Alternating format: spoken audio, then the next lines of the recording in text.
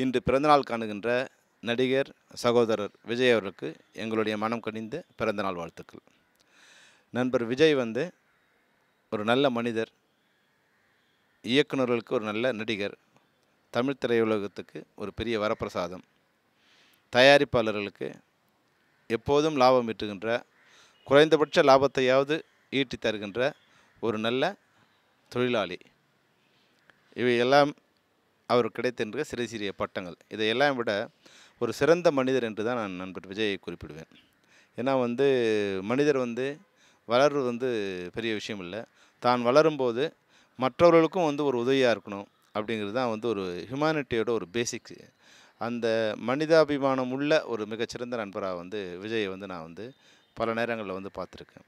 அதான் இல்லாதவங்களுக்கு உதவி பண்ணுறது, தன்னோட பணிபுரிகிற தன்னுடைய தொழிலாளர்களுக்கு ஏதோ ஒரு உதவி பண்ணுறது, இல்லை குறைஞ்சபட்சம் நண்பர்கள் வரும்போது கொஞ்சம் எல்லோரோடையும் சிரித்து அனுசரித்து அரவணைச்சிக்கிட்டு, அது எப்படி சொல்லுதுன்னா அவர்கிட்ட போகும்போது ஒரு கம்ஃபர்டபுள்னஸ் இருக்குது. அவர் வச்சு படம் பண்ணுற டைரக்டராக இருக்கலாம், இல்லை படம் பண்ணாத டைரக்டராக இருக்கலாம். அது அவரால் எல்லா இயக்குநர்களுக்கும் கால் ஷீட் கொடுக்க முடியாது.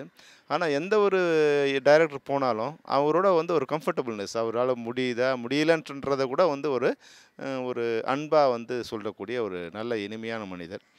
நாங்கள் இயக்குனர் சங்கத்தில் எங்கள் இயக்குனர் சங்கத்துக்கு ஒரு சின்ன ஒரு ஹோம் தியேட்டர்ஸ் கட்டணும்னு நாங்கள் டிசைட் பண்ண போது நிறைய பேரை நாங்கள் கேட்கலாமான்னு ஒரு சின்ன உதவி கேட்கணும்னு நினச்சோம்.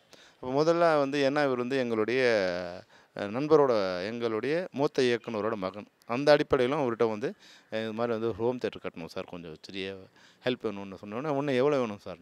நாங்கள் ஒரு 15 லட்ச ரூபா இருந்தால் நல்லாயிருக்கும் சார். அவர் உடனே ஒரு 25 லட்ச ரூபாயை எங்கள் இயக்குனர் சங்கத்துக்கு நன்கொடையாக கொடுத்தார். அதாவது நாங்களே கொஞ்சம் அதிகமாக இருக்குமோன்னு நினச்சி சொன்னோம். ஆனால் நாங்கள் கேட்டது கம்மிங்கிற மாதிரி மிகப்பெரிய ஒரு நன்கொடை கொடுத்தாரு. நன்கொடையை கொடுத்ததுக்காக நான் அவருக்கு பாராட்ட சொல்லலை. நான் பல முறையில் பல நேரங்கள் அவரோட நான் பயணிச்சிருக்கேன். பல விழாக்களில், பல படப்பிடிப்புகளில், பல்வேறு திரைப்பட நிகழ்ச்சிகளில் கலந்துக்கிட்டுருக்கேன்.